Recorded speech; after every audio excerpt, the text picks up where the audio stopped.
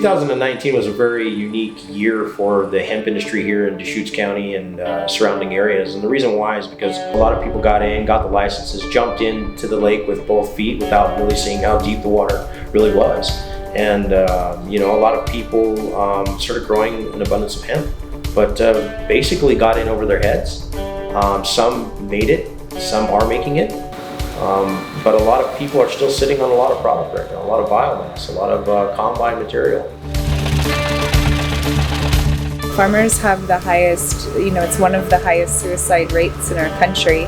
And this year that's echoed into the hemp industry. Here in Oregon, I believe there was somewhere between 4 and 11 suicides this year. And it's really, really sad. And I think that, farming is hard. Farming is gambling. And people don't understand that. This year the weather really played a huge factor in southern Oregon. There are farms in Culver that got hit by hail. There's farms on the way to Sisters that got hit by hail. There's one farm that got hit and a neighbor farm right next door that didn't. Some people emptied out their 401ks in hopes that this would be their great moneymaker and had a total flop. There were 2 confirmed suicides. I'm not going to say that that was just hemp related. I'm sure it's related to management of the entire farm, but the reality is that a lot of people took a gamble on hemp in 2019 and failed.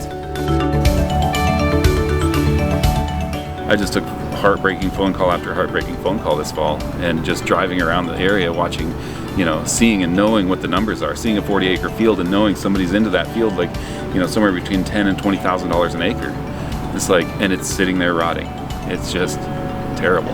I keep going back to the thing of lots of miners starved in the hills. They're fantasizing about these big nuggets they're going to find, and they went out there and threw everything at it and didn't stop until they died. And that's, that's where you see this green fever that everybody's talking about, so it's crazy.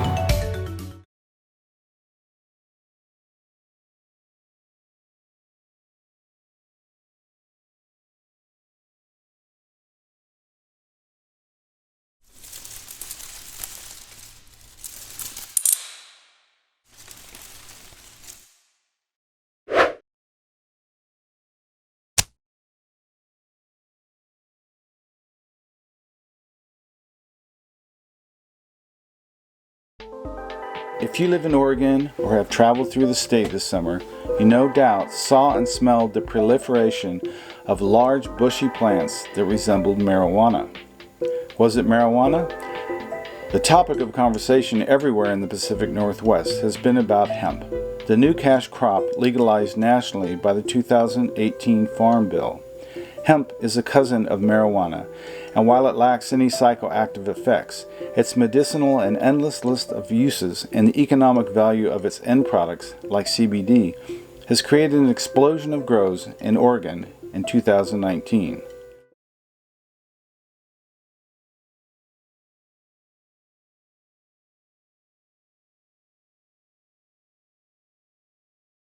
What's the difference between hemp and marijuana? Greg, is exactly the same plant. Cannabis sativa and some other more minor species, but it's exactly the same plant, same number of chromosomes, same breeding mechanisms. The only difference is that the U.S. government, has established that hemp is 0.3% or less THC by a certain sampling regime of that crop. Anything above 0.3% THC is considered marijuana. So hemp is strictly a chemical constituent, limit-defined crop. I'm 5'10" and Hemp has made farming fun again. It's really, I've seen so many farmers that it just seems like life has been breathed back into these farmers' lives, and that they found a crop that they could really feel passionate about. And legally secondaries are big. Those are nice. This is a magical plant, and I'm thrilled that I get to be along for the ride. It's super fun. I say it every day we walk through here. I can't believe this is legal to do. it's truly amazing. Well, I think it's pretty clear if you start talking about the numbers. We went from 13 registered growers in 2015 and about 107 registered acres, and we're just over 63,000 registered acres today, and over 1,900 registered growers. So it's just been exponential. Every year it's doubled, and every year we're like, okay, when is the graph going to flatline? And it hasn't. They're showing it off. It used to be something that was kind of hush-hush, and people would sort of do it out in the hills, and you'd see these ones in the roads by Grants Pass in Southern Oregon, but now it's all over. It's in the valley, it's out here. They got big signs showing off their farms, and lots of internet presence and things like that. It's not so in the dark. When you see those coming out of the sides and from the bottom, that's a gold mine. That's a happy, healthy plant. Yeah. As you start getting bigger and you're just throwing plants out into the field thinking that, this is a gold rush, it really isn't. I feel this is a finicky plant. You do need to love it. You do need to care for it and give it what it wants when it wants.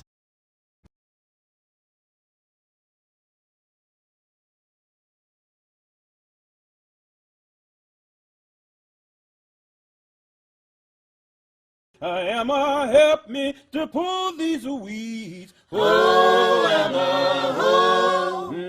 You turn around, dig a hole in the ground. Oh, Emma, oh. And what happens in the Civil War is after the Civil War, we don't have access to the labor pool that we had prior to the Civil War. And because of that, hemp, which was,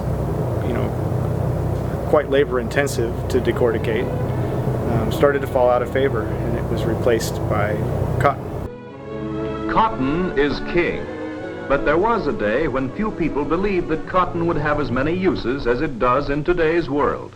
Cotton was the big business in the United States. Most of the big cotton farmers, they were in politics, they were in all of that. And they saw this new product, not new, but they saw a product coming in and trying to infringe on that, their cotton, and that was already a standard. And then in the mid-30s, you have the decorticator come online. And so the first decorticators are invented, and they're going to revolutionize the hemp industry. Decorticators are a mechanical tool that's going to, take the labor intensity out of this, process. At the, parallel to the development of cotton, timber and paper pulp had come online. So what Hearst saw was a potential. William Randolph Hearst was a paper magnate at that time and a timber baron, and what he saw was the potential for that to damage his industry, for hemp to come back online. And certainly if it was going to come back online as a textile, then it was going to come back online for paper pulp as well. And it's a superior paper pulp, so he was right to fear it.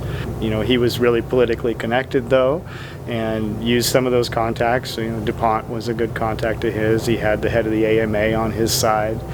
So they started a kind of a legislative and lobby effort to, put something in that was going to outlaw it. In parallel to that, he was using his newspapers to create a yellow journalism campaign, just to really call it a scourge. And parents, beware. Your children homeward bound from school are being introduced to a new danger in the form of a drugged cigarette, marijuana. A Chicago mother watching her daughter die as an indirect result of marijuana addiction told officers that at least 50 of the girl's young friends were slaves to the narcotic, continuing addiction until they deteriorate mentally, become insane, and turn to violent crime and murder.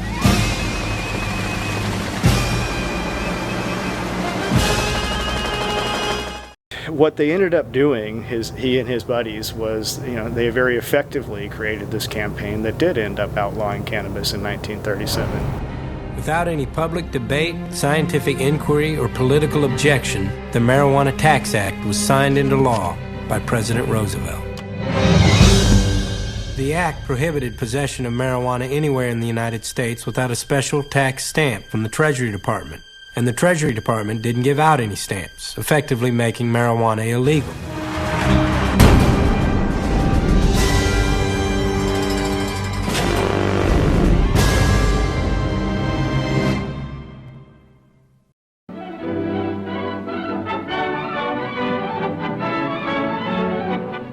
it's worth noting how much of an error we realized that was just 4 years later when we were in the war effort, and all of a sudden we didn't have the hemp for parachute cords or ropes for the ships, and a dozen different things. I mean, there are so many things that hemp provided for the war efforts.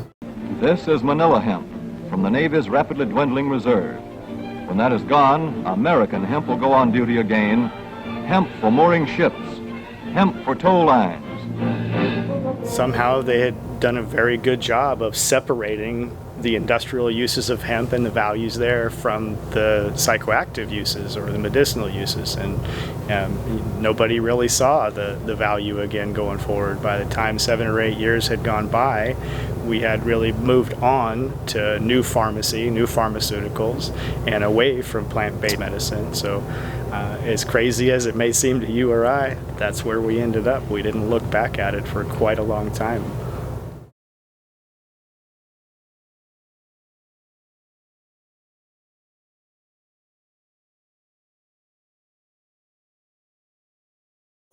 We are the world's largest consumer of hemp products, but we are the only major industrialized nation to ban hemp farming. These products are products that are sold all across America. If you can buy it at the local supermarket, American farmers ought to be able to grow it.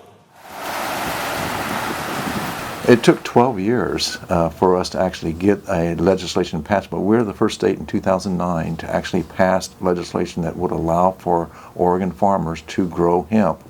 But it had the catch of needing to wait for the feds to actually allow that to occur. It's absolutely amazing that we were able to do that in 2018. And the 2014 pilot programs set up the ability to do research to start these pilot programs, and only It was a pilot program. So the 2014 Farm Bill said that states could have a pilot program through the land-grant university or the State Department of Agriculture.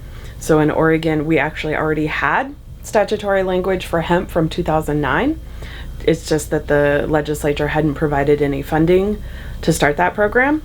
And so in 2015, things came together and the agency was able to receive funding to get a program started. And so I actually started advocating for the development of the Oregon Hemp Program back in 2013, before the 2014 Farm Bill was even passed. And February 2nd of 2015, we had the first license issued. Now, when that first license was issued, rather than it going to the Eastern Oregon farmer, it went to a Southern Oregon farmer who was right in the heart of all the medical marijuana grows. And this created conflict, perceived conflict about cross-pollination between hemp and marijuana. So when we began to learn about industrial hemp, as we knew it at the time, we got very excited about it because it seemed like something that would augment the marijuana crop. But we found out that the excitement about it wasn't shared by all in the cannabis business. And we had attempted to work this out between the different folks interested in the hemp program and the different marijuana organizations, and we weren't able to resolve it on our own.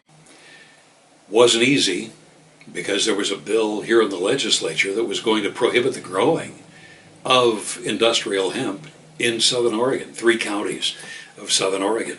When the marijuana lobby basically came to Salem saying, hey, we cannot coexist with hemp. So we really felt, come on people, you're all farmers and you all know how to grow and you respect the land, so let's learn how to get along. Let's get these two products coexisting so that we can grow it in the same area. And so that's really what we began to try to do when it came to legislation. We continue to educate the legislature, and in the third reading of the Senate, on the very last day of session, the bill was shut down. I introduced the first bill in the United States Senate to legalize hemp.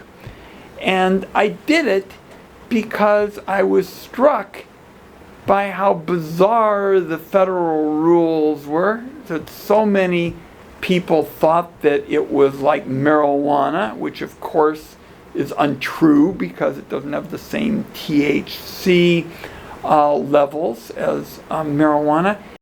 Now, Senator Ron Wyden, he has actually sponsored 5 hemp farming acts. And the 2018 Hemp Farming Act was the 5th hemp farming act that he co-sponsored. The other ones he was the chief sponsor of. And so we had started working on that legislation then. And so I worked with his office for, almost 2 years in developing the 2018 Hemp Farming Act. We worked with Senator McConnell's office very closely in negotiating the language between, the Republicans and the Democrats and what was, reasonable to actually get a bill passed. When my wife was pregnant, we went to the Costco in our neighborhood, and right in front was a big bag that said Hemp Hearts. Great source of protein, wonderful source of fiber, good for your heart and good for your blood pressure. And I looked at the package, and the package clearly indicated it had been grown outside the United States. And I started asking our farmers, and I finally came up with the proposition, which is what persuaded Mitch McConnell to be interested in working with us on it. I said, if you can buy it at a Costco store in Oregon, our farmers ought to be able to grow it in Oregon rather than just wait for it to be shipped from China or Canada. And so that's what we've been working on. Oregon does a lot of things well, but what we do best is grow things. And with this product, we're going to make sure you can grow hemp legally, add value to it in Oregon legally, and then ship it all around the world. So what exactly will this legislation do? The Farm Bill we passed yesterday both legalizes hemp as an agricultural commodity and removes it from the controlled substances list. It gives states the opportunity to be the primary overseers of hemp production. It also allows hemp researchers to apply for competitive federal grants from the U.S. Department of Agriculture and made hemp eligible for crop insurance. So now it's my great honor to sign the 2018 Farm Bill.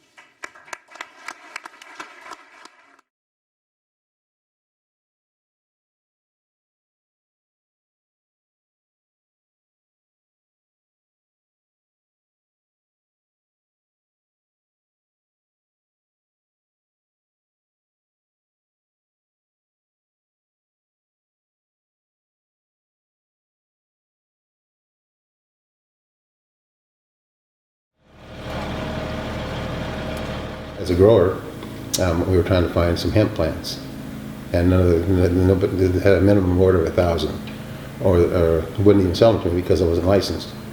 And I ran across the phone number, Redmond phone number. Tom out in Terrebonne was selling hemp plants. I called him, and he said the minimum order was 500. And I said I was growing it I needed it for medicine, and I could do 50 plants. And he said I'll sell you 50. That's probably back when Wes and I first met. Wes was looking for genetics, and nobody would sell them to him because he didn't need a lot. He was just wanting to see what CBD would do for him. And so as he was calling around, everybody was kind of denying him because they didn't want to sell 50 plants to him or 20. And one day he gave me a call, and we were talking, and he told me his story. And I was really interested in his story, and I said, of course, I would love to give you some plants so you could grow some CBD. I mean, I had no idea we were going to be growing. I mean, I didn't get into it to grow it like this. But I found I was giving my medicine away to friends who could use it, and with incredible results. So one day we just decided we step up and we put an online CBD business together, and that's how we got into it. In our group, we figured we can use a full-time crew of 5, rotating between the farms. Oh, so okay. Monday you're here at this farm, Tuesday, and keep our costs down. The co-op that we have are 6 awesome farmers, friends, quality people, honest people. There is a bit of a stigma around in the industry that is quite profitable, so people take advantage of people, and we want to make sure we were with a solid crew. They could help us, we can help them, and it's really worked out. So not only our partners within KLO Farms, but within our co-op, we have a super solid team. some of these leaves are really wide, and there's other ones that are really thin, and like that plant there got some really thin leaves. We basically went into this thing with the mindset with trying to eliminate as much risk as possible. Just with our initial investment and stuff, it's a lot of money getting into this, and I feel like we've done pretty dang good for the first year. Yeah, we've made a few small mistakes, but our fields compared to a lot of the other ones are night and day difference. You know, their plants are really performing, and yeah, I really couldn't be happier for our first year. I think the three of us come out here every day and we're kind of amazed. We expected good things, but there's some pretty darn nice cola buds out here that is where the weight is, and it's turned out phenomenal. I mean, really has. By helping Wes out, him and I became really close. We've now known each other 2 years, but through that first year I started meeting Randy and the other people that were associated with Wes that were wanting to grow. From times past, it's hard to trust people in this industry. As the big boys get into this game, us littler grows are going to need to compete, and so if you could pull a group together that you trust and that you could work together, then I think it's great, and we should be able to compete with the big boys when they get into this industry. We're getting close. A few more weeks and this plant should finish out. Well, yeah, I mean, just get creative, you know? Yeah, I think that'll work, so I can start bundling with twine. Okay. Yeah, I just kind of did a road trip with my family, and I've been to Oregon many times, you know, but never lived in Oregon, not from Oregon. But then we came up here and checked it out and drove through Central Oregon. Was like, man, this place is amazing, and so it began. So we were about 180 acres, give or take, 2 different locations. It's going well, not without its hurdles for sure. But I'd say even with some of the weather issues, and we had the frost a couple weeks ago, which didn't help, but we're still in the game. We had lots of wind in the springtime. We had like gale force winds and had to build a wind fence. We didn't want our trays of seedlings getting blown away. Never even thought about the wind, you know? Last year was our first year growing industrial hemp. We did 3 acres. From the beginning we set out to try to do boutique flower. I'd never heard the word biomass. I didn't know what that was until I got into the industry. It was the same exact plant spacing as last year, and a few different genetics, but essentially the same exact, trying to replicate exactly what we did last year because it worked so well. And then the hail smoked it.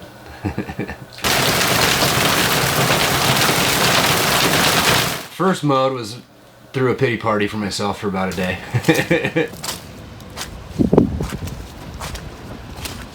It was clear after the hailstorm that our plants were not going to pass muster. They were just decimated. Yeah, the weather, that big deal out in Tumalo, that was a pretty huge loss. I mean, there's over 700 acres out there. Some of it's rebounding pretty good, but I just think the lack of knowledge and people just not doing their homework on it is the biggest problem with it. And false information too. Yeah, because you know, everything that we get told, you kind of got to filter through that and take pieces of it, and there's always some truth to it, but yep. Just pick out what you want to use, what works best for you, and forget the rest.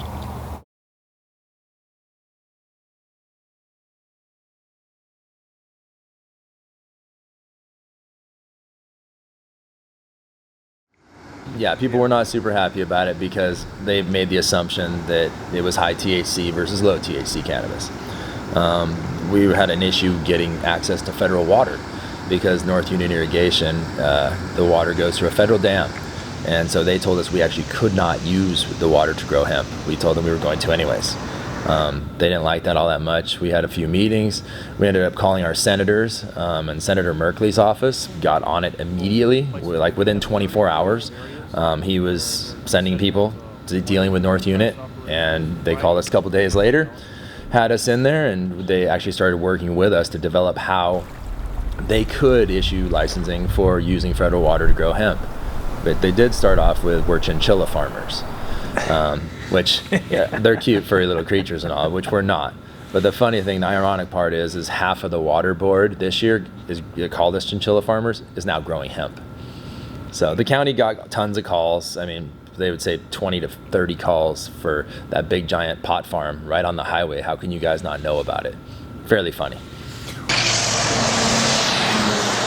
Most of the inquiries that we've had over the last couple of years really are more of a matter of confusion of whether the crop that people are seeing, that they're smelling, that they're experiencing in their neighborhoods and their communities, is it marijuana or is it hemp? Because we regulate marijuana. Marijuana must be grown in a building and odor controlled, etc. And so people have seen this new crop, this old crop that's now new for our county again for the first time. And we started to see it in 2017, more in 2018, and then significantly more this year. So people would call, and many people would ask if it's recreational marijuana, is it legal? Can code enforcement inspect? Can you take a look at it and let us know if they have the ability and the right to grow it on their property or not? What are you doing? We're growing hemp. Oh, I have a friend that uses medical marijuana. Well, no, we're growing hemp. Oh, I have a friend that has their own medical marijuana growing. No, we're growing hemp. Though that is, I think, the biggest challenge in the industry is that people understand the difference. That's why we have signs up on our front gates that have to notify folks that this is industrial hemp. You can't steal the plant and smoke it and get high. It just won't happen. But they look similar. They smell similar, as you have seen. The old school cowboys, they still look at it as weed, but I think they're starting to open up and understand that this is really helping people. And that was back in 2016 when hemp was new. And today I think people realize that this is helping them. You've got an old school cowboy, they're usually pretty broke up. And if you've got a solution for their back, their lower back, their arms, their hands, and that they'll understand it's not weed. We're not all out here getting high. Some people love it and some people hate it. There's still a little bit of a stigma, and there's a very distinct aroma also that comes with the maturation and the ripening of hemp. And if you happen to be right next door to it and you don't love it, well, then you're gonna probably holler about it a little bit. So there's some of that. I think there's an image out there that's perpetuated from some past stereotypes that people who grow cannabis are, kind of just lazy hippies who, put some plants in the ground, and at the end they come along and they harvest stuff and they turn it for big bucks, and they don't work. They sit around all day and smoke their ganja. And I'll tell you what, farmers are the salt of the earth. They're some of the hardest working, most dedicated people you're ever going to meet. And hemp is no different. It's a lot of work. It's rewarding work. But it ain't easy.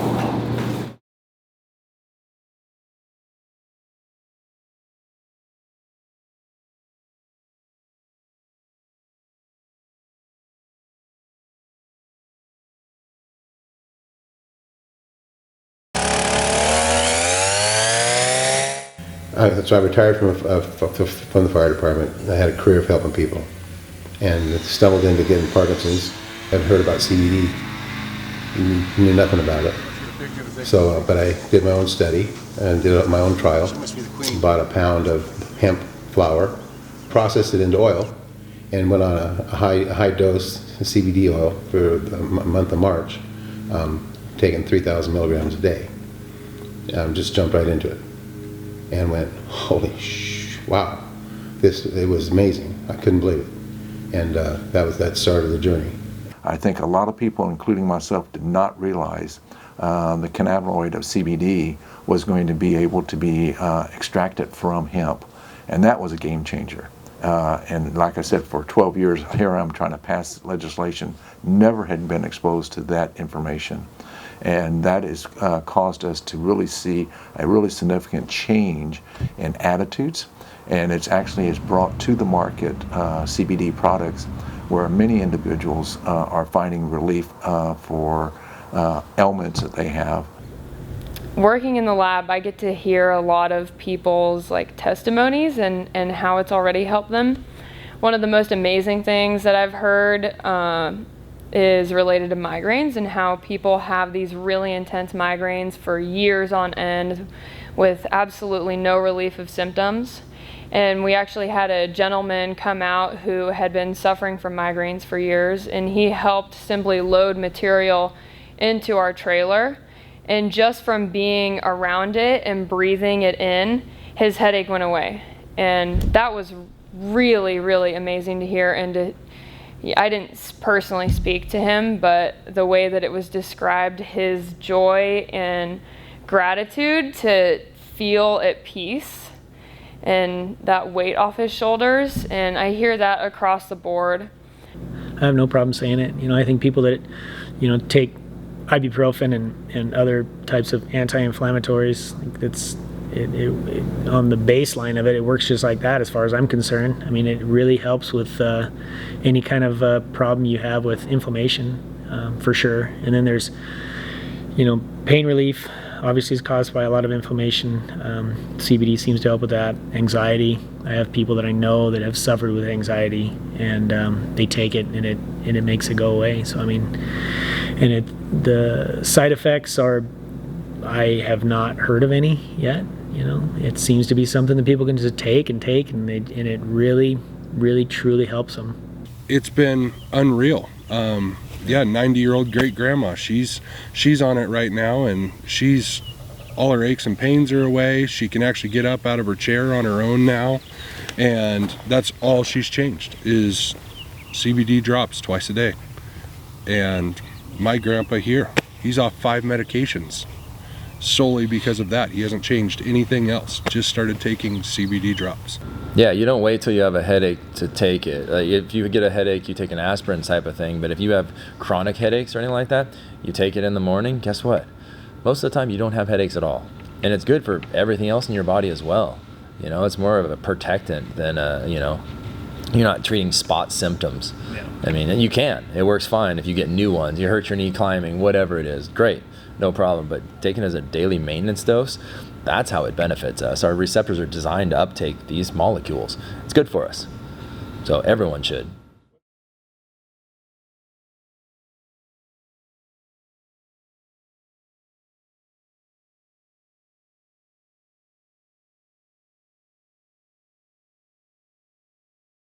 Okay, so let's break down the ECS, which is the endocannabinoid system. So when I say ECS, I mean the endogenous cannabinoid system, the system of receptors that's already in the human body and release certain compounds into the human body when activated. So we have 2 primary receptor sites that are impacted by cannabinoids. One side, CB1 receptors, are impacted by THC, tetrahydrocannabinol. The other side, the CB2 receptors, are impacted by CBD, cannabidiol. So the way the ECS works is actually pretty amazing. The plant has pretty clearly evolved in parallel to human beings for many thousands of years. As we, have many plants that work with us and work with our receptor systems. They're synergistic, they're catalysts, but we have very few or none that I know of outside of the endogenous cannabinoid system where the plant has actually figured out the perfect key for the lock. So you have 8 tumblers, 10 tumblers in a lock. These come right into the receptor site, they fit it like a key, and they open. Now in the case of, and what they release is absolutely phenomenal for the human body. So in the case of the THC side, the CB1 side, they release a compound called anandamide. Anandamide is essentially the happy molecule. It's the at ease molecule in your body. Your body releases it naturally when you're in a state of ease or a state of happiness. So the other side of the receptor site is the CBD side, what the CBD interacts with, and it is the CB2 receptor. And what the CB2 receptor releases is something called 2-AG. And 2-AG is a powerful anti-inflammatory. So, and CB2 receptors are all over the body. CB1 are primarily in the brain, releasing the anandamide, but CB2 is everywhere. So you have this compound that can have an anti-inflammatory impact on your body, but can be directly applied to anywhere and be received. So therein is the beauty and glory of the endocannabinoid system. Now, the other cannabinoids that we have, because we have over 100 cannabinoids, they do interact with these receptor sites, but I'm also not aware of another that fits all the tumblers like the CB1 and the CB2. Take the time to really understand what you're ingesting and what you're using. Make sure that you're looking at the certificate of analysis. Make sure you know where your CBD comes from. And don't just rely on one single cannabinoid to boost your endocannabinoid system. We need a magnitude of different varieties of cannabinoids and terpenes to boost the endocannabinoid system. And just when you start to boost the endocannabinoid system, reset it, and you can only follow your endeavor and proper treatment. We can use this plant for medical benefits and for industrial use as well, but there's no other plant in this world like hemp.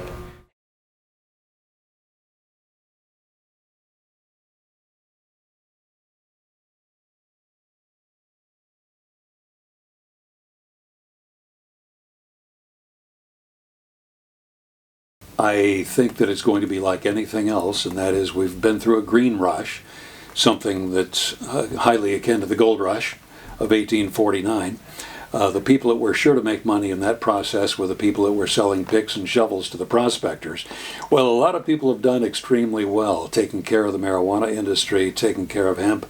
And so they were kind of like, you're the new kid to the party, you don't know anything about real farming. But real quick, everybody realized that this is the future. This is where farming is going right now in this country. And so 2019, people are great. They're as helpful and ready to provide customer service and information, and tractor leases and all that kind of stuff now is totally available. You know, you get emails from irrigation companies saying, oh, we'd like to introduce you to our hemp irrigation specialist who'll be handling all the hemp irrigation next year. And yeah, everybody realized, like, this is the direction things are going. And so the tone has shifted a lot in 2019. A little over 5 years ago, I decided, hey, I'm going to start my own company, my own irrigation business, and mostly doing hazelnuts, you know, some hops, some blueberries, but hazelnuts was the big thing for the first few years. And last year, the last couple of years, hemp has been starting up slowly, but last year about this time, about mid-April, the hemp thing just went nuts. Everybody and their brother decided, hey, I'm going to be rich off this thing, and I'm going to plant wherever I can, as much as I can, and go full bore on this thing. You know, year over year, the last 3-4 years, we probably had a 25% bump last year compared to a normal year, and I think we'll be back to kind of a normal year this year, assuming that not everything just completely falls apart. So far, so good. We're doing pretty well through April. So in 2019, we saw tremendous growth in the industrial hemp sector. Previously in 2018, we did about 3 million hemp starts. And last year in 2019, 1/3 of our production, or 30 million of those starts, were industrial hemp. We ask that all of our customers supply their own genetics. That helps to keep us out of the middle if there's any kind of an issue that is starting in the seed or the genetics themselves. They provide us with the seed and a target date that they want those plants ready to go in the ground, and we seed and grow in greenhouse in order to meet that target. Yeah, there's a lot of trial and error going on. You know, the associated income of companies outside of hemp is huge, and fertilizer is one of the big ones. The fertilizer companies are trying to figure out how to get into this business and how to be successful at it. So yeah, we've had a number of different companies offering this product. Try this. They're testing it just like we are. They want to know the results of it, and so there's been a lot of camaraderie in the industry. When I first started out, I had some hay customers of mine that were going to be, I had 2 of them that were wanting to grow hemp, so they asked me to do a fertilizer program for hemp. They were happy with the fertilizer program I did for their hay, so they said, hey, I'm going to be growing this new crop hemp, and I'd like to have you do a fertilizer program for me. Well, I didn't have much background in hemp, and so I did a little bit of research, came up with the program, and as it turned out, our company has some really good products that I had in my toolbox to use that we ended up doing very well with it. When cannabis became medically legal in Oregon, we saw there was a need for stainless fabrication, pressure vessels. I started out of my shed, and then we brought Brad in because we worked really well together at Bend Research, and he started doing drawings for me, and I was building all the vessels, and it started out as a small time thing, and haven't looked. Snowballed from there. Yeah. Everything we'd been doing before was fairly small scale on the, say, tens and hundreds of pounds, and after the Farm Bill, everything ramped up almost exponentially, that now people are doing, thousands of pounds a day versus tens or hundreds of pounds a day. So just economies of scale, everything has gotten larger since the Farm Bill kind of passed. And I guess from 2017 through 2020, we've at least been doubling year over year over year, and sometimes more than doubling. So hemp, it actually kind of started off as the same Wild West that the cannabis did. And there really wasn't any testing per se, and then all of a sudden they realized that, hey, this hemp thing's becoming big and we're going to start requiring testing. So it increased tremendously the amount of testing due to the fact of the size of the fields out there that needed to be tested. And so we do a pre-harvest hemp testing where we go out to the field, we'll pull the top 10, 12 inches of the plant, we'll bring it back and we'll dry it out, and then we run it through the instruments and get pre-harvest hemp test THC numbers.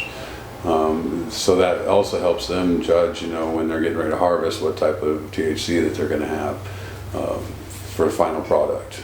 It's great for the community. We have 4 guys from Oregon that we've recently employed.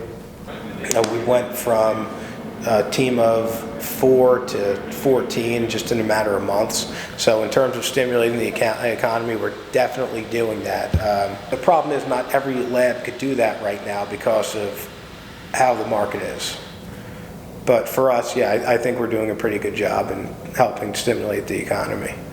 I think it's doing good. We're helping the economy. We're putting people to work that weren't working, and buying the fertilizer. We are helping a lot of the, what would you call it, the other aspects of just growing.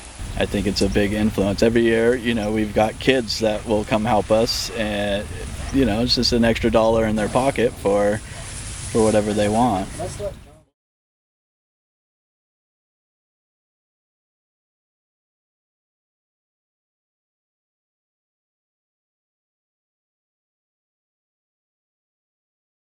What about blends, like a CBG, CBD blend? I graduated from Oregon State in 2019, and I was in a marketing class, and hemp had just been passed on the Farm Bill through Trump. I saw all these figures about what the market projections were, the growth trends for hemp through 2024, and I just said, oh my gosh, I got to be a part of this. How do I get my slice of this pie, So when I met Wes, it was just a beautiful opportunity for me to be able to come in and just prove myself and work hard every day and get my entrance into this market. And ever since then, so many things have developed, not only on the farming aspect, but business relations and marketing and brokering. So it's been a real blessing so far. Yeah, a lot of it's getting dry and flaking through. So first I started working in the cannabis industry before I even knew what hemp was. And that was as a teenager. I got experience working on different farms. So I knew that was something I liked to do, was work with the plant. And then I heard about hemp, which I didn't know what that was at first. And I heard that there was a high demand coming to Central Oregon, and I could see it. Driving around, I could see all of these huge farms everywhere, looking like Southern Oregon. Through meeting a lovely lady, I was able to work on her hemp farm, and now I'm involved in the cooperation of a few different farms.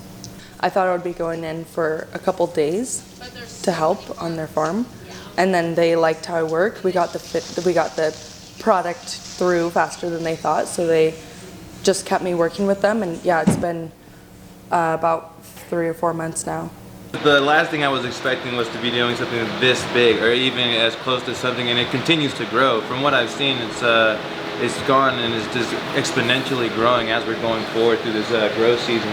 And I thought my responsibility initially was to just help Carter with his day-to-day tasks in order to get his farm ready so that he can go ahead and harvest And then, I mean, it was just one meeting after another with different growers, different farms, and we ended up becoming part of this co-op. And now I think I'm responsible for most of the stuff that's coming out of those farms is going to come through this room right here before it goes to any of the buyers.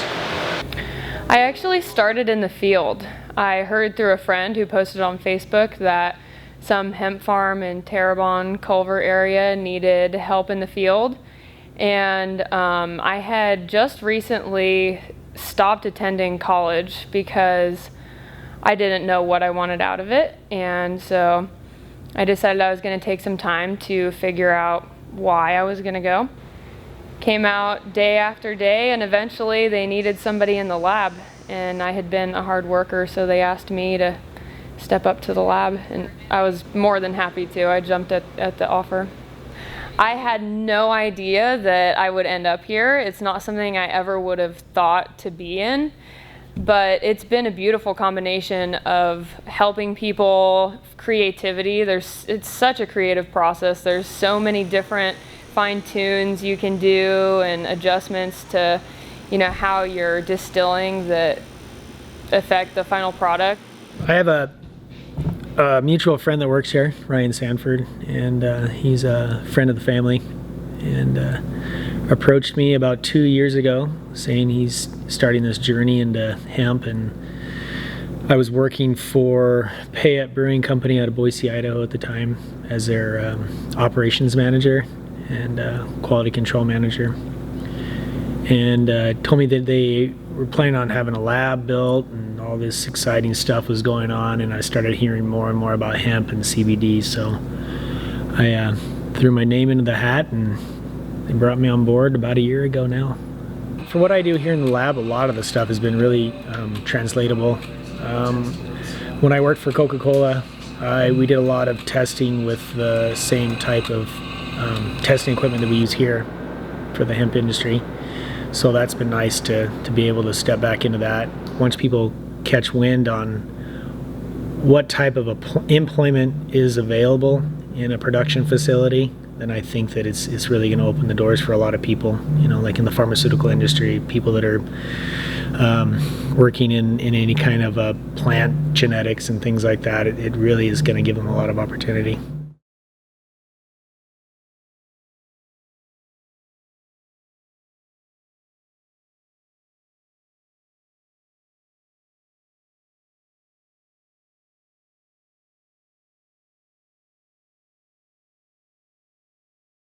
Now, we chose as Congress federally to legalize hemp as an ordinary farm product in the last year's Farm Bill, but unfortunately, this provision that we have regarding cannabis has been extended in many cases to completely hamper the ability of the hemp agricultural industry, which is exploding across the country, to be able to operate with our normal financial services. So it was announced 3 weeks ago, that federally insured credit unions were going to be able to take hemp money. It was just a news story. It's true, federally. We have yet to find a credit union that has actually adopted those practices and is willing to do it. There are a few banks that are willing to, but they're mostly doing it just for large customers, existing customers that they already have, maybe that are farmers and that. And then there are some credit unions on the west side that are offering to take it, but are at ridiculous fees to be a part of it. $500 a month to have a checking account. Because this is a $22 billion industry, and you can't have a bank? Really? I mean, who does that? I mean, from a risk standpoint, I don't want to drive around with a suitcase full of money. I mean, just having to do that makes it feel illegal. In my home state, state and local governments took in over $80 million in fiscal year 2018 in taxes. That's $80 million traveling down the roads and highways in duffel bags and backpacks. I've heard from dozens of people who are operating perfectly legal businesses who have been forced to deal entirely in cash or risk having business and personal bank accounts or lines of credit cut off. So we have Northwest Community Credit Union. They have a hemp bank account program. They send someone out to your farm to kind of look around and make sure that you are doing what you say you're doing and build some relationship. And so they came out and great guy, and we've loved banking with him. It's been really easy. It costs a little more than a normal bank account. Supply and demand, there's just not a large supply of banks that'll bank you. But, when you're trying to come above board here and do a legal business, you got to be able to write checks to employees and have a debit card to grab stuff from Home Depot real quick, and Banks. Yeah, it's actually been fairly smooth for us. We bank with Bank of the West. The process was, they have a vetting process. It took me like 6 weeks probably to get a bank account, lots of documents, lots of questions.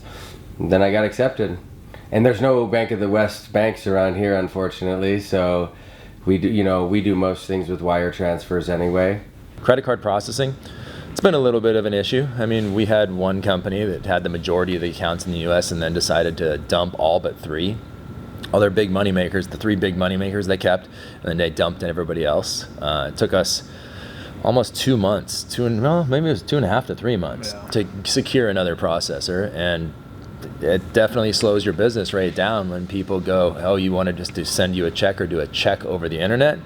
A lot of our customers are a little bit older and they're not very comfortable sending you their checking account information whatsoever. The credit card has a protection level on there, whereas a check, they didn't like it. So we did notice our sales went down quite a lot, but we got it back up and running and almost immediately right back to full speed. The regulators, banking regulators and industry executives didn't really embrace the 2018 Farm Bill. Hence, the legislation that's in Congress now that's passed the House and going to the Senate for the Safe Banking Act. Those things are specifically tailored to go ahead and make sure that these banking executives get on board. And then secondarily, the USDA being authorized through the 2018 Farm Bill to create a program that has the crop insurance, which is the other big part of taking that industry mainstream, is having the financial regulations, having the banking and the credit card processing, all of that infrastructure, including insurance that normal ag commodities are based on. We're looking forward to that coming into full compliance and fruition, because it will make it a lot easier for investment dollars to come in. Because to your point, your question about private financing, majority of our investment dollars have been family, friends, large investors, and no banks.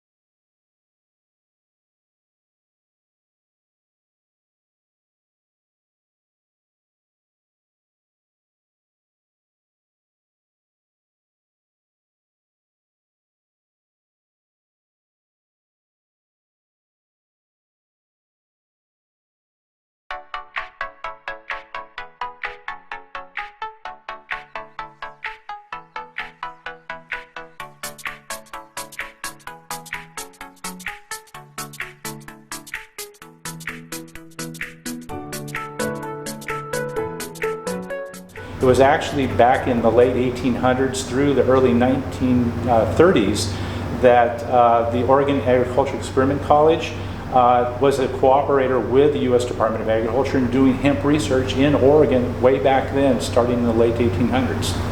And so Oregon was not only a producer of hemp for fiber, but also flax for fiber, flax for oil, for the seed, and so forth. And so that was a part of the new crop, industrial crop platform that really developed at Oregon State during that time. And now hemp comes out into the daylight. It's considered just like a crop like corn or grass seed or blueberries. And now we need to take all that information and science we already have and rapidly accelerate the progress of establishing hemp as a commodity in the United States. Oregon has, I think, 100-year-long history of producing certified seed. Oregon takes seed certification very seriously. They've been doing it for over 100 years, certifying seed. They put a lot of energy through the faculty, a lot of science and background into it. And case in point, it's the largest producer of grass seed on planet Earth. So we have seed laws in Oregon that mandate certain information be put on the seed packet. This is a good example of a broccoli seed that we would get in. It has to have information such as purity that indicates what percent of these seeds are actual broccoli seeds, not weed seeds, not broccoli of another variety. And what certified seed means is that you're ensuring the true to type of the crop. You know, is this hemp or is it a weed seed or something else? The viability of that crop, is that seed in that bag that's sold have a represented germination percentage that's on it so that you can ensure the performance of it. It's also got to have a valid germination test with the test date on here, and usually we like to see a net weight of product. And then is it free from such things as noxious weeds and you know, the purity of that seed. So that's what seed certification is about. On the contrary, in the hemp world, we were looking at things that were labeled mostly by hand, with the genetics written in Sharpie and the quantity of seeds written as a quantity, not an overall net weight. So it was also very common practice in the hemp world that you're just given an extra percentage to account for seeds that won't germinate. Instead of listing an accurate germination rate that they could stand behind, they were generous enough to give additional seeds to account for any kind of germination loss. But as far as meeting actual state seed standards, there was no company that I did business with or accepted seed from last year that met those state standards. Just letting them finish off and get some little bit more mature seed. One of the exciting things that we're working on at International Hemp Exchange right now is we are participating in the Oregon State University's hemp seed certification program. And so we are working on them with one of our cultivars, which is called the Matterhorn CBG. And we are working with Oregon State on getting that seed certified this year. And so being the first year, they can do what's called an experimental certification, and that is a white tag certification. Right now, I believe that it is about $400 per field to register your field, and then that gets your field inspected. And then the lab testing for germination testing and all those other things that I mentioned, including the feminization testing. To get a feminization test on one lot of seeds will cost at least $15,000. That's just for the feminization test. But what we're doing there is allowing the Oregon State Laboratory to propagate at least 1,000 seeds, and then test every single one of them to make sure they're feminized. The end result for us will, successfully be that we have some certified seed available for the farmers this year. And just in this past year, we established a seed advisory board, seed certification advisory board for hemp, which makes hemp just like any other crop in Oregon that's certified. The purpose of that committee initially, there are more purposes still coming, was to come up with standards and practices for certifying seed in Oregon. At the end of it, the goal is that this certified seed tag for Oregon certified hemp seed is going to mean something to a farmer, that they can trust that that's good seed that they're buying. That's, as I see it, the end game.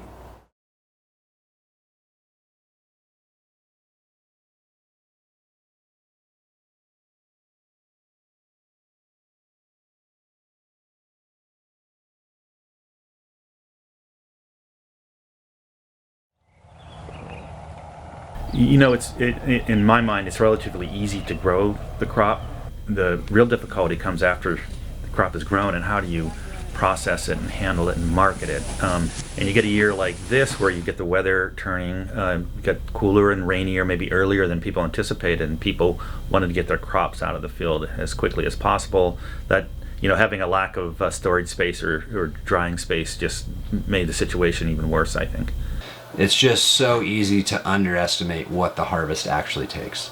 The square footage, I of those 40-some farms I went to, so many of them would have a couple shipping containers sitting there with acres. And I'm like, I think you need to find a barn to lease. And no matter how big a barn you lease, it's not big enough. The space that we harvested in last year, I had to fill and empty 7 times. Every single hemp farm underestimates harvest capacity, but to high quality harvest and hang indoors, it's labor intensive and it's square footage intensive. Well, labor, you know, we know that doing something this big is very labor intensive, but we didn't quite understand how much labor we would need, you know, so that was one thing. And then using labor force and being able to have the labor properly trained in what we were having them do. Something we didn't think of, but extremely essential to having success.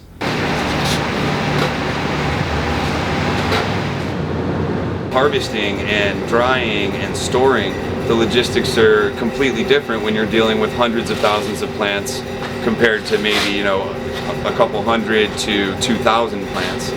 This sheer scale of what we're doing takes the knowledge that I've gained with growing marijuana and pushes it into an industrial format.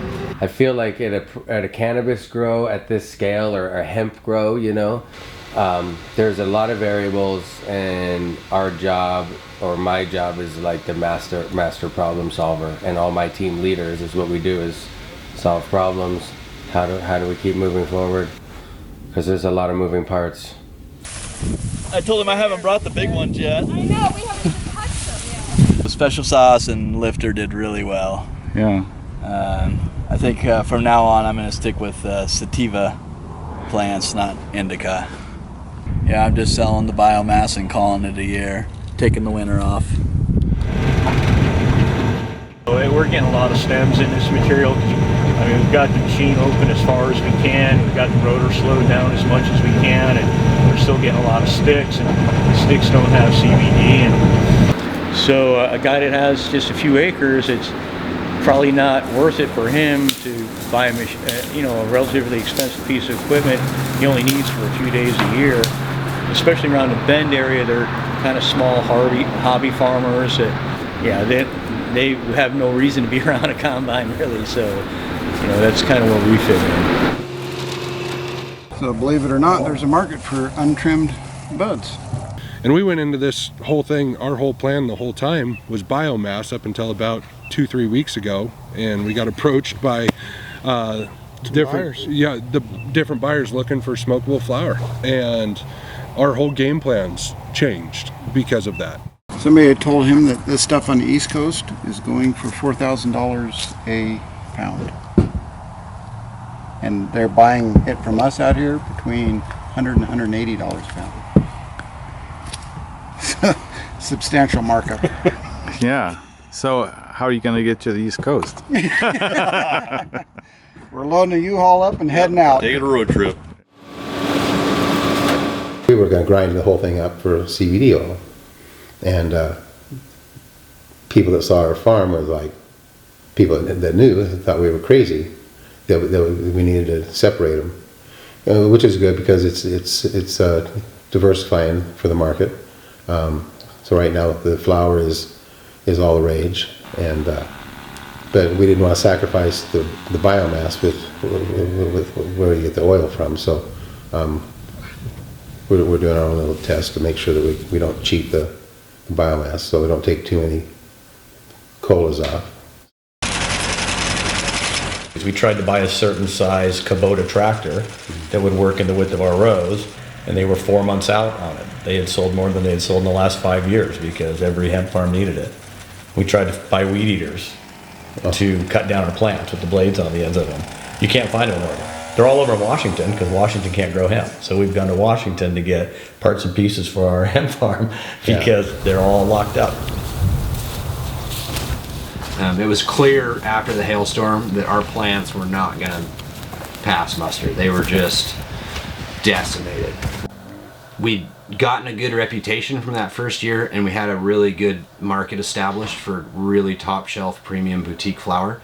And so I knew that there are a lot of other people in this area that knew how to grow really well, and that the number of farms had exploded in 2019. So I just set out to go and network and get my feet on the ground at as many farms as possible and see if I could find somebody that had as good or better flower that we could bring to our customers, and then find some kind of strategic partnership with them, whether it was buying the product from them or partnering with them and helping them harvest. At about the 5 or 6 week mark, I found the farm that had just amazing flower. We're able to burp it and cure it and do everything we would have done with our flower, and I think it looks as good or better than what we had last year. So, and the COAs are pretty good on it.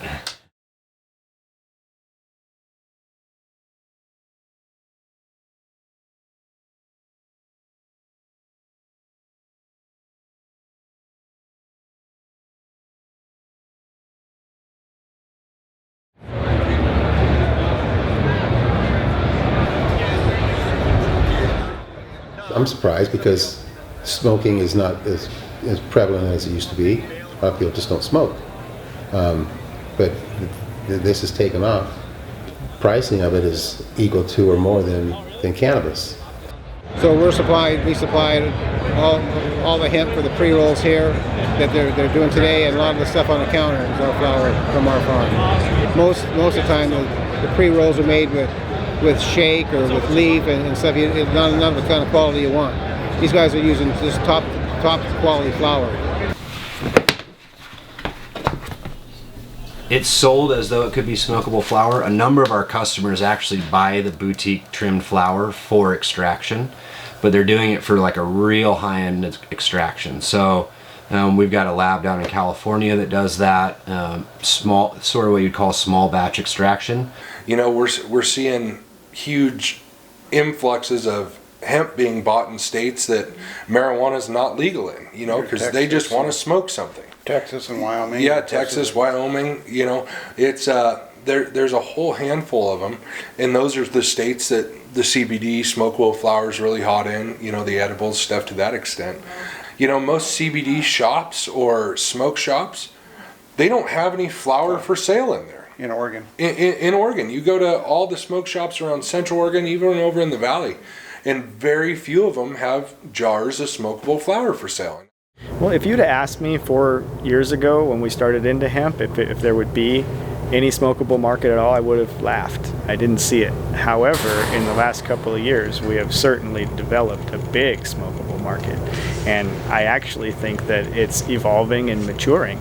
I think that we will see a lot of smokable hemp coming, and you know, I think that stuff with a 0.3% THC threshold, broad spectrum cannabinoids like CBC or CBG, along with a bunch of CBD, is something that has a great medicinal value for the human body.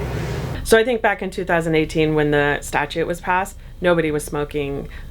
I shouldn't say nobody. Very few people were smoking hemp flower. Right. I mean, Switzerland is looking at it as a tobacco cessation program, so it's kind of been on people's radar, but this season I think it's just taken off. Our jobs are dictated by the market, right? So previously there wasn't so much of a smokable flower market, and now all of a sudden there is. You know, biomass is so much easier and doesn't take so much labor, but when you want to do flower and you want to do a lot of flower, it takes a lot of people and a long time. We do that because that's what the people want, and none of us are working for free.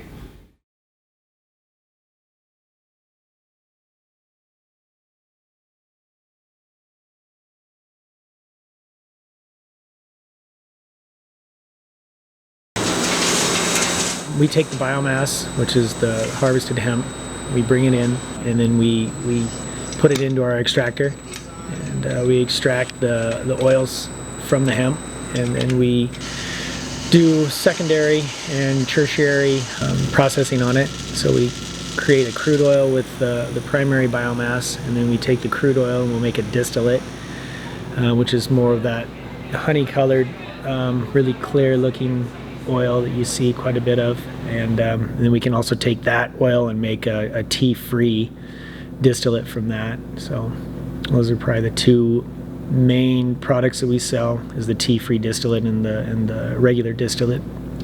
When we talk about distillate, isolate, crude, we're talking about post-refinement, you know, or continued refinement. In the case of crude, that's generally the first extraction, and then there's a further refinement to distilling out just the CBD, or a lot of times just the cannabinoids in general, and then further like a second solvent wash generally to push out anything but CBD. So you're trying to grow CBD crystals. So there's the difference in purity all the way. So our process is dialed in to the point where it doesn't matter what we put in to the line, we're going to get the same result. Higher potency material means less running of the line for us. So like a 2% versus 10%, we're literally doing 5 times the amount of work to get the exact same amount of output. If it's not stored and processed properly, it makes our job a lot more difficult. For example, we have a few thousand pounds in the back that it has mold, it has mites, and we can't process that, and that's because of the way that it was either combined, prepared, and stored. It's really not worth it for us, especially from a compliance standpoint.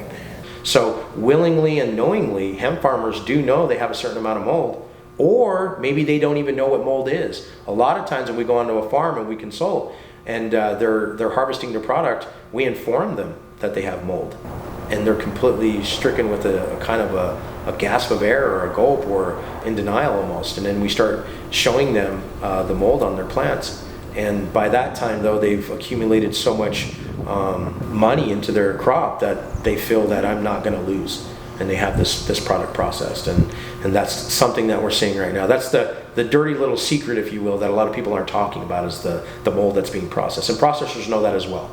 They take the product, they do see that there's mold in there, but they kind of look the blind eye a little bit, process that material, and they do make a profit from it. We've started seeing a lot of mold in the drying process. A lot of times they're using these ag bags, and these ag bags are being filled with product that has moisture content above 12%. And as that moisture content starts to slowly drop, the accumulation of mold starts to persist as well. So currently there is no mold testing in Oregon. That's something that I would like to see. So in Oregon we used to test for mold and mildew. And then in 16 they turned around and said, when recreational decided to go into effect, they decided, hey, we don't need to test for that because it costs too much money and it takes too long. And so then they turned around and removed it and put in there the water activity test, which is the ability of microbials to grow. Now, that test I think is not a very good test. But it doesn't actually test for presence of any mold, presence of any mycotoxins, presence of harmful bacteria, anything like that. What happens if the sample was moldy and then now they've dried it, but it still has mycotoxins in it, and now it passes water activity, but it's still not safe? So there's really 2 ways of thinking about it. It's, does it have the potential for growth, or has stuff already grown on it, or is going to later? We've tested stuff that has obvious mold on it, but it passes the test. A lot of products that people are producing from the hemp plant, CBD in general, are being used to consume. When we're consuming these products on large scales, mold is always a concern for the immune system.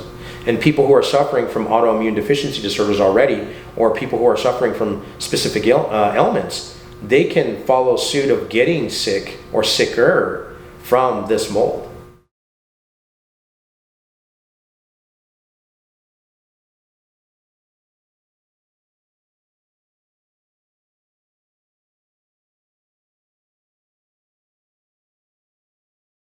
There's a lot of people that say they want to buy.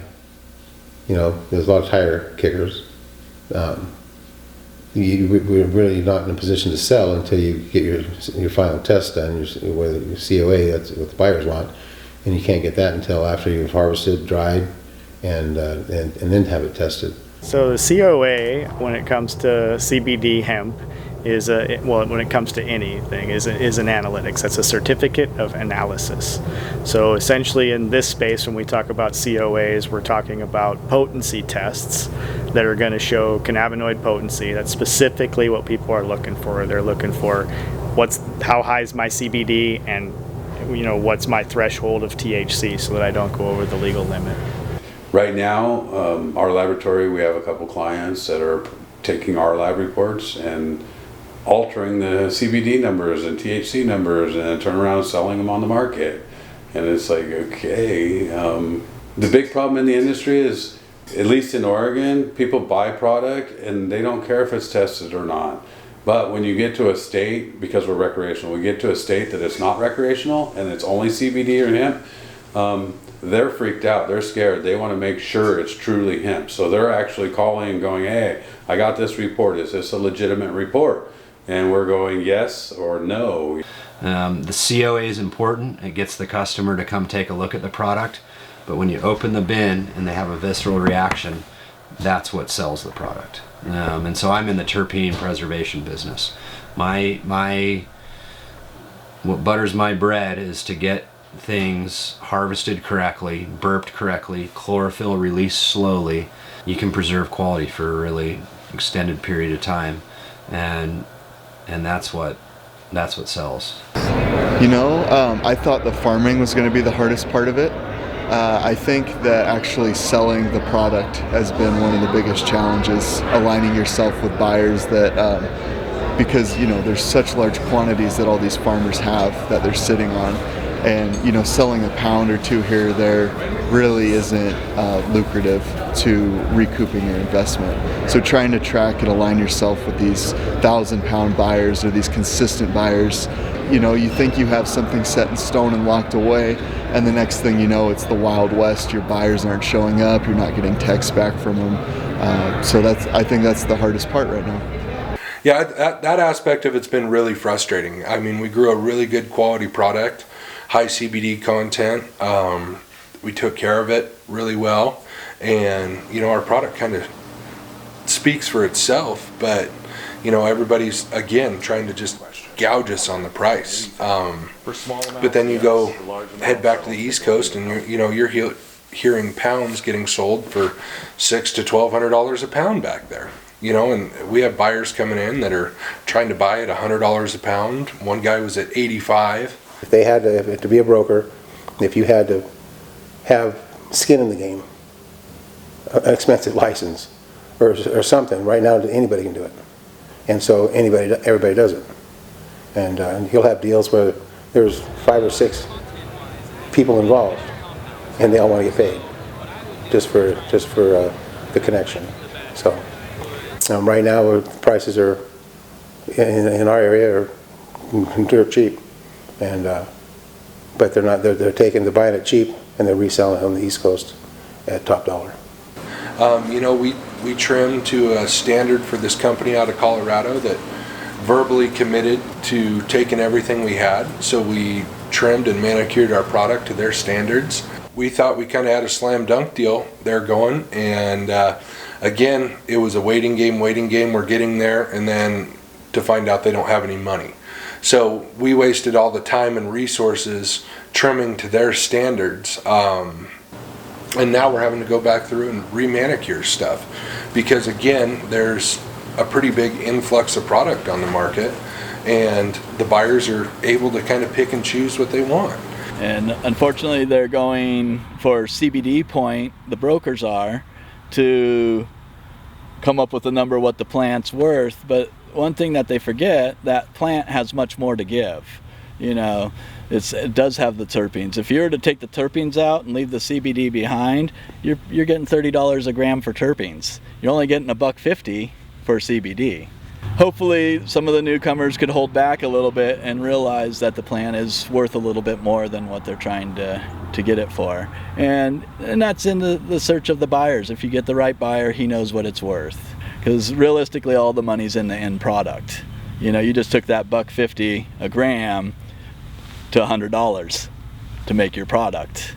I wish that they would make that even all the way across. So the growers are getting what they deserve, the processors are getting what they deserve, and then the end product's getting its up mark.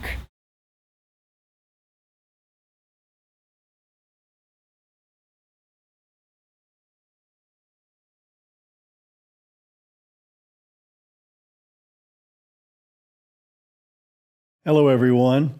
As I travel across this great country of ours, I hear a lot about a strong interest in a new economic opportunity for America's farmers, the production of hemp, which is why today I'm pleased to announce that USDA has published the rule establishing the U.S. Domestic Hemp Production Program. Well, it's essentially the current proposed interim rules by the USDA have definitely put a a big damper on the industry. It's essentially thrown the industry, this new burgeoning, thriving industry that's being created, essentially thrown under the bus by the way the regulations stand. And I think that a lot of it is this kind of death rattle of prohibition era thinking. One of the things that it said in the preamble to the USDA's recently released interim final rules is that they consulted with the DEA, the Drug Enforcement Agency, in coming up with rules about how you grow hemp as an agricultural product and activity. The whole point of the 2018 Farm Bill was that it removed hemp as legally defined from the Controlled Substance Act, so the DEA really should have nothing to do with it. It's really been an alphabet soup, and let me kind of unpack a few of them. You now have the USDA, that's the Department of Agriculture, working through the rules that are really key with respect to how, when, and where farmers can test hemp for THC. And there's been a comment period, and we're waiting for those results, but that's something where I've really weighed in to give Oregon farmers more opportunities that would make it easier to grow hemp rather than harder. Oregon's going to operate this year on the same platform that we did last year, and that will go until, I believe, the end of October. And then everything will have to be approved from Oregon's hemp plan will have to be approved by the USDA. With the passage of the Federal Farm Act, it basically set mandates as to what states need to do if they want to stay independent of the USDA. And one of the things is to have a state hemp plan.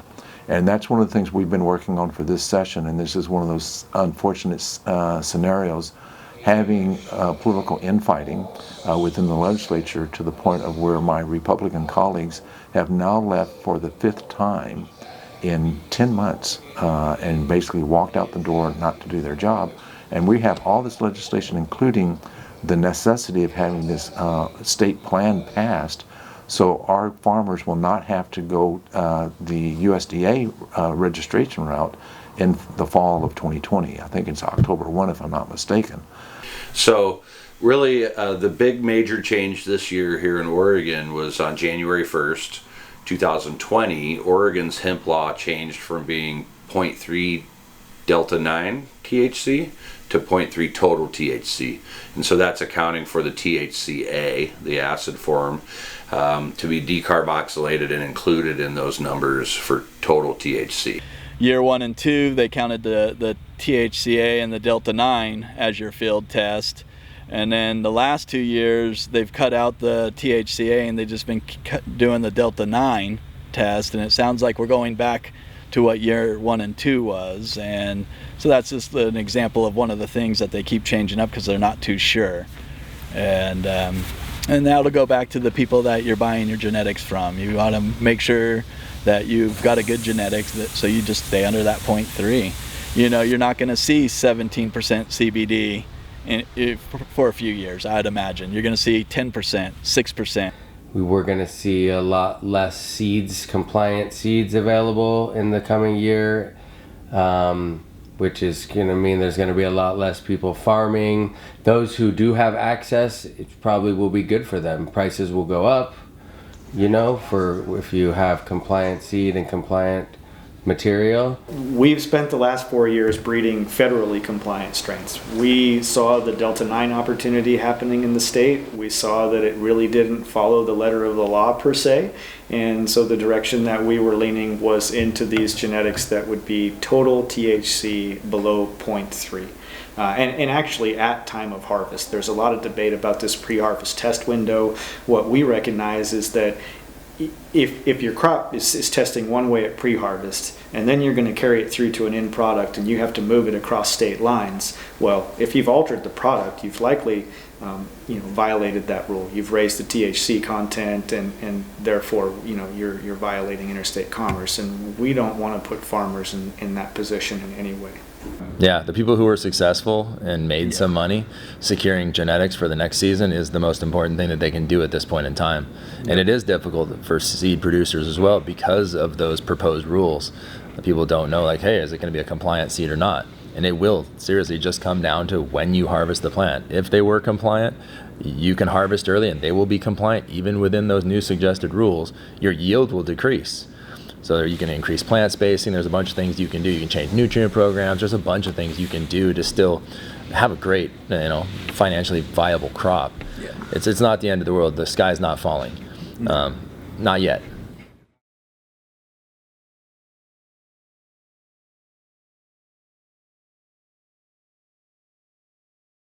This is an amazing plant. I've worked with so many crops in my lifetime, and this plant is absolutely unique. Just boggles my mind. I was supposed to retire 2 years ago, and this plant probably is what's kept me from retiring, because it's exciting to work with it.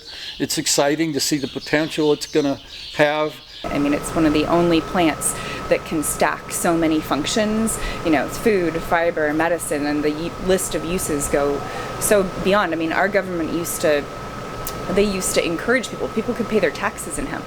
I think we'll see hemp sticking around in a big way in the United States. I'm just not sure that everybody needs to be in the CBD oil game. And I do think that people are fascinated by hemp. They look at the history of hemp, taking back a couple of 100 years here in the United States. I think they realize that there are a number of things that can be done with this plant. And as soon as some of the little irritants and the prejudices go away, I think it'll have a good future. But yeah, it's back, and we're grateful for it, because we have the opportunity to pick and choose from some of the best growers in the country, in our opinion, that are right here in Central Oregon. Now that this farm bill is upon us, there's no turning back. We can solidify this for generations upon generations. Hemp can save the planet. There's a book I want a lot of people to read if they can, The Emperor Wears No Clothes. This book is very beneficial for hemp farmers. Understand the mentality of hemp. Hemp can save the world. It really can.